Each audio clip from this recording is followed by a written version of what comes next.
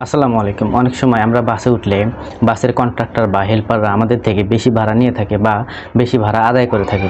কিন্তু এখন থেকে আপনি ঢাকার যে কোনো রুটের বাসের ভাড়া বিআরটিসি অনুযায়ী জানতে পারবেন একটি অ্যাপসের মাধ্যমে। এজন্য আপনি যাবেন আপনার ফোনের প্লে স্টোরে এবং প্লে স্টোরে গিয়ে সার্চ করবেন, আমি প্লে স্টোরে গিয়ে সার্চ করবেন কত ভাড়া লিখে কত ভাড়ায় চলে আসছে, কত ভাড়া লিখে। তো আমি কত ভাড়া লিখে সার্চ করলাম।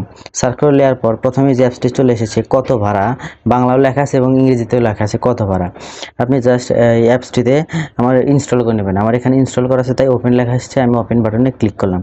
ক্লিক করার পর কত ভাড়া অ্যাপসটি চলে আসলো। সবথেকে মজার বিষয় হচ্ছে অ্যাপসটি আপনি ইন্টারনেট ছাড়া অফলাইনেও ব্যবহার করতে পারবেন। এখন এখানে লেখা আছে প্রস্থান, এখানে লেখা আছে গন্তব্য এবং ভাড়া জানুন। দেখেন এখান থেকে আমি যদি দেখি যে আমি এখান থেকে দিলাম যে যাত্রাবাড়ি, প্রস্থান এবং গন্তব্য হচ্ছে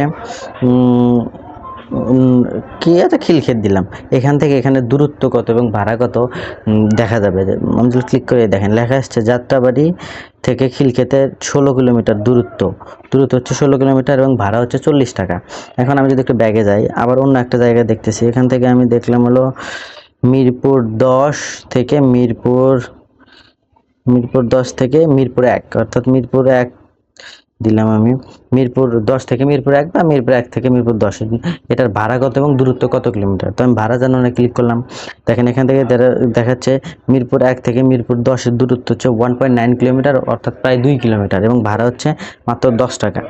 তো এটা একবারে রিয়েলস অ্যাপস, এটা দিয়ে আপনি দেখতে পারবেন এটা বিআরটিসি অনুযায়ী এটা দেখা। আমি যদি আপনি এখান থেকে একটু দেখাই, এই যে ভাড়ার তালিকা, এখানে ক্লিক করলে আপনি কোন রুট নাম্বার সহ দেখতে পারবেন। এই যে কোন রুট দিয়ে আপনি রুট দিয়ে সার্চ করেও দেখতে পারবেন। আর এখানে এটা আপনার দেওয়াই থাকে যেটা বিআরটিসি অনুযায়ী ভাড়া এখানে লেখাই আছে। তো আজকের এই ছোট্ট ভিডিওটি আপনাদের জন্য ছিল। আজকের ভিডিওটি এই পর্যন্ত। যদি ভালো লাগে চ্যানেলটি সাবস্ক্রাইব করবেন এবং লাইক কমেন্ট শেয়ার করে আমাদের সাথে থাকবেন। ধন্যবাদ। আসসালামু আলাইকুম।